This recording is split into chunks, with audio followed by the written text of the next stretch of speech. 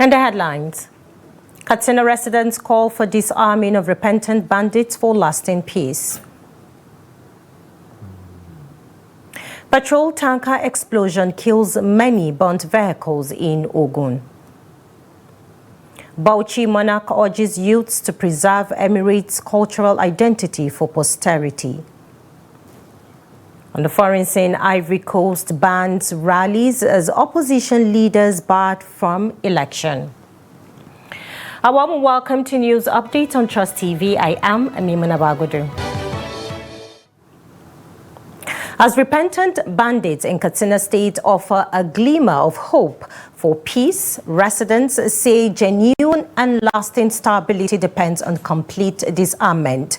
These must go hand in hand with reconciliation, rehabilitation, reintegration, and empowerment of all those affected by banditry. Now, Katsina State in Nigeria's northwest region has long grappled with the grip of banditry and other security challenges. Trust TV's Abdullahi Yamadi takes a closer look at the new turn of events, especially the recent wave of peace deals with bandits and the rising fear that they may still hold onto their arms after the trounce. The report. The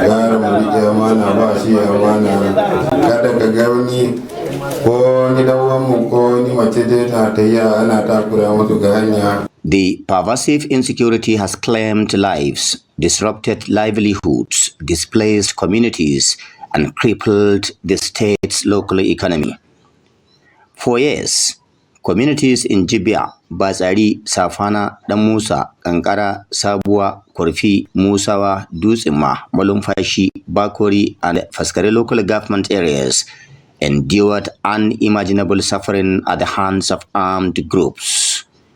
Recently, however, there have been signs of relief as some communities in these local governments signed peace deals with bandits, leading to relative calm and a return to farming activities. My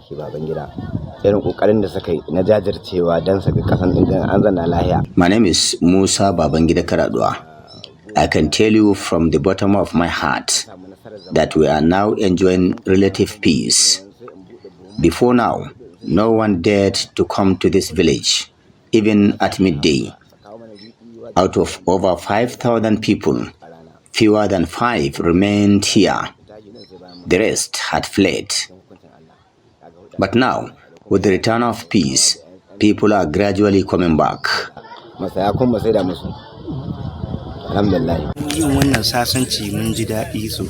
am Imam Lawal Hamza. Before the truce, people had abandoned their farms and businesses. But with the current peace deal, normal life has returned. Our market in Karadwa is now filled to capacity. Our relationship with the repentant bandits is very cordial. We thank God for this initiative by our council chairman, Shamsuddin Muhammad Saya. Since the beginning of this community-owned initiative, only 14 of the hundreds of repentant bandits from Bazari, Damusa, and Jibia LGS have visibly surrendered their arms.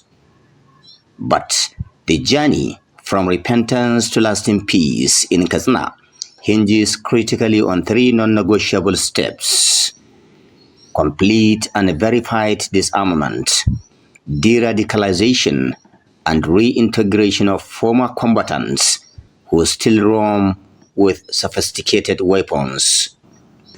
As long as those people are in possession of their arm, they can change their decision at any given time, and they can continue with their banditry issues, because their power is the weapon. It's only the weapons or arm that they have give them a power over the community and even the security. The federal government has all the things at its own disposal to do the right thing. It has 2 options: either to fight the bandits, at the same time subdue them, crush them, or go for dialogue. If it is interested in dialogue, then dialogue should be holistic. since the reconciliation is between them and the members of one local government, which means they can go to the neighboring local government because they are not in any reconciliation with that local government and commit their crimes, come back through this this new allies, this new local government in which they have allies. Now they pass and continue with their activities. So if you look at it, it's more of a maneuver. It is just like a game of craft, that if you know how to dance around, you will be maneuvering your way out. That is what is actually happening. But Nigerians are very eager. You want me to tell you the effect, the position now, or the result? No, we wait for some time. We listen, wait, and observe. If there's anything contrary to what has been signed or agreed in between the disputing parties, then we can raise an alarm. For many residents, the peace accords send a troubling message that violent actors are dictating the terms of peace, while law-abiding citizens continue to live in fear and uncertainty in their ancestral homes.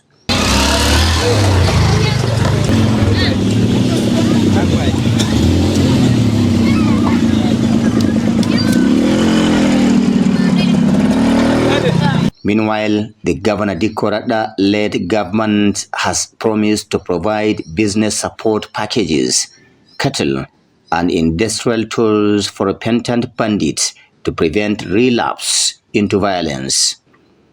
Similarly, communities that suffered years of displacement, extortion, and violence are demanding tangible proof that the threat has truly been eliminated. Abdullahi Ismayamadi, Trust Television News, Katsina. Now, an unconfirmed number of persons have lost their lives in a tanker fire accident that occurred at midnight along the Abeokuta-Sagamu Expressway. Now, the spokesperson for the Ogun State Traffic Compliance and Enforcement Agency, Babatunde Akimbi, said the fire began at about 1 a.m. on Friday. According to Akimbi, a Petrol laden 33,000-litre tanker overturned due to excessive speeding and spilled its content on the highway. He disclosed that the impact of the fall triggered a fire outbreak which spread to other vehicles and electric poles. He added that due to the ongoing rescue efforts, traffic within the corridor has been diverted to a single lane. The spokesperson urged motorists in the area to cooperate with emergency responders. Tanker fire incidents similar to these have occurred repeatedly in Nigeria, often with tragic consequences. In October 2004, a tanker fire along the Ibafo section of the Lagos-Ibadan Expressway claimed one life and destroyed multiple vehicles and goods. Now, one farmer has been reportedly killed while 5 others were abducted by bandits in Tungangari, Kwantangora local government area in Niger North Senatorial District of Niger State. Now, residents said that bandits invaded the community around 11 p.m. on Thursday and operated for hours unchallenged. Among those kidnapped were 4 women and a man. A spokesperson for the Niger State Police Command, SP Wasiu Abiodun, did not respond to a message sent to his phone, while his number was not reachable when our correspondent called him. Now, Justice James Omotosho of the Federal High Court in Abuja has dismissed the suit filed against Senate President Godswill Akpabio, challenging the legality of the 6-month suspension imposed on Senator Natasha Akpoti-Uduaghan of Kogi Central over alleged misconduct. The suit filed by one Ovavu Iliasu and 9 others was struck out on the grounds that the plaintiffs lacked the legal standing to bring the matter before the court. The suit sought to invalidate the suspension of Senator Akpoti-Uduaghan on several grounds. The plaintiffs argued, among other things, that the suspension would leave their senatorial district unrepresented in the Senate and therefore unfairly shortchange their constitutions. In his judgment delivered on Friday, Justice Omotosho ruled that the 10 plaintiffs had no legal authority to institute the case. He subsequently dismissed the suit for lack of merit. Now, as the Abuja-Kaduna train service resumes operations after weeks of suspension, passengers have expressed mixed feelings about their experiences on the trip from Abuja to the Rigasa station in Kaduna. The report. Arriving at the Rigasa train station from Abuja in the afternoon, the train conveyed dozens of passengers, marking the return of the much-used transport service.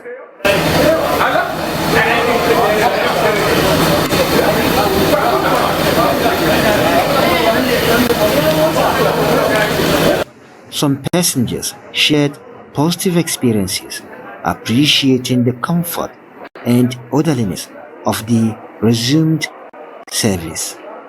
From the reception to the transportation down here, it was quite a good experience, and the coach where I stayed was very good, and I think it was giving a flight experience, and it's quite commendable. Well, to my best of ability, I think they are on track. I don't think there's any hitches, no issues. However, others voiced concerns over the delayed arrival time and called for improved efficiency.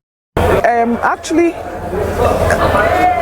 this is my first experience of arriving almost an hour later, in spite of the fact that we took off at the right time, the designated time. So one just wonders what happened, why the train was this slow. So I think the NRC should look into that. It was smooth, but the only problem I saw is that it took longer than it's supposed to take. I don't know what the problem is, and there was no communication.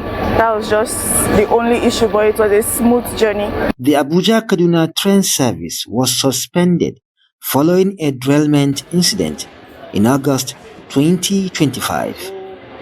Bello Musa, Trust TV News, Kaduna.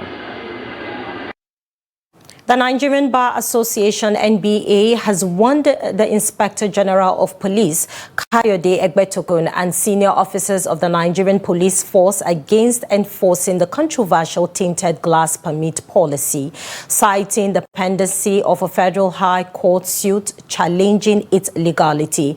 In a letter addressed to the IGP, NBA's section on public interest and development law emphasized that the force must maintain the status quo pending judicial determination and threatened to initiate contempt and disciplinary proceedings against officers who disobey the court. NBA Spidol stated that advanced copies of the originating summons and a motion on notice for interlocutory injunction had been served on the Directorate of Legal Services of the Police on 25th September 2025. Now, despite these public statements from the Force Public Relations Officer CSP Benjamin Hundeyi, and some state commands suggested that enforcement was scheduled to commence on 2nd October.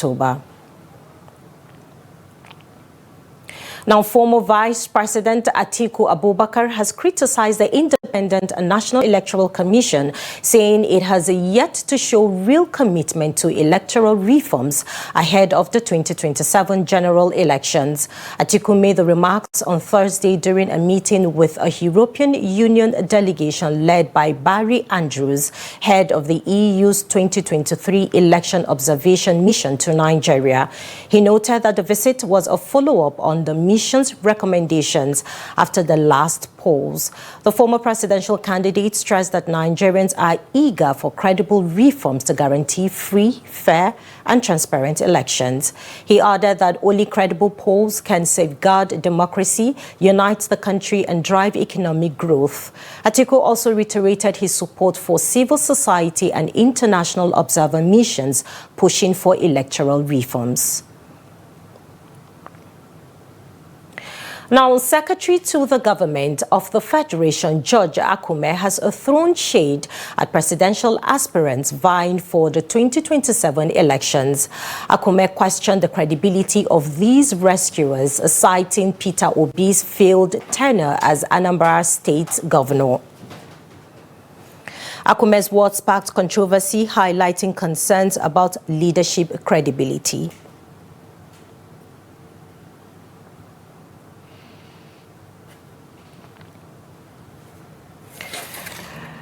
This is news update on Trust TV coming up after the break. Bauchi monarch urges youths to preserve Emirates' cultural identity for prosperity. More news when we return. To stay with us. Welcome back. If you're just joining us, this is the news update on Trust TV. Let's take a look at our top stories once again. Katsina residents call for disarming of repentant bandits for lasting peace. And petrol tanker explosion kills many burnt vehicles in Ogun.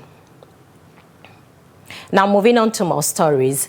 The Kwara State Governor has paid an assessment visit to Okeode in Ifelodun local government to sympathize with them over the recent attack where 15 vigilante and hunters were killed. Accompanied by heads of security operatives, the governor was briefed by the divisional police officer Jibril Mahmudu and the chairman of the local government. Some parts of the community looked deserted as few vehicles already loaded conveyed people away to the nearby village. Now, while the chairman of the local government explains how it happened and the number of casualties, the governor assured of government readiness to end the insecurity. Yes, came to commiserate with the community over the bandits' attack and also to commend the security agencies' forces for repelling them and bringing peace back. It's been challenges we have to cope with, and things have been put in place to mitigate it and make sure it never happens again. It happened on a Sunday morning when bandits came to come and attack my place where they attacked my soldiers. So I lost about 13 people and 5 people adopted. About 5 people are in the hospital presently. So, but with what is happening now, I think I'm happy that the governor has been here. This is not the first time he's been here. He's been here and he has addressed all our issues. And I know, even since that day, things have been happening here and peace is returning gradually. So I want to use this opportunity to appeal to everybody that is living that they should stay still. We cannot leave our home for visitors. Yes, we have civilians and we have forest guards. I lost 7 forest guards and other people are 2 OPC members and other civilians. The Sarikin Yamma of Bauchi, Alhaji Muhammad Yaqub III, has urged Nigerian youths to uphold their cultural identity as a guiding principle for national development, unity and prosperity. He made the call while speaking with journalists shortly after the launch of a book on the history of the Bauchi Emirate held recently. And Trust TV's Adamu Imam completes the report. The Sarkin Yammar of Bauchi, who represented the Emir of Bauchi, Dr. Luanu Suleiman Ademu, as well as the ward head of Zungur, commended the author for documenting the rich history of the Bauchi Emirates for public reference. He emphasized the need for young people to embrace and preserve their cultural heritage as a source of identity and moral guidance whenever they find themselves. We are humbled by the kind of leadership that has been demonstrated throughout history. This book is not only for the Bauchi Emirate, but also for others to understand our historical journey up to this point. People should make an effort to understand their roots and be aware of their history.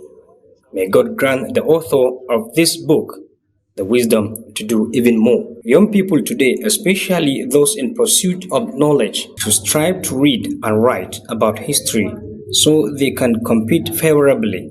We are blessed with many professors and scholars, but if we fail to align ourselves with our history, culture, and traditions, they will eventually disappear. This book, it tells us all about the emirs and what they have done to us, and how the Bauchi Emirate was established, and the people that contribute in the development or in the establishment of the Emirate. So this book is very, very useful to mankind and to Bauchi State and to Nigeria in general.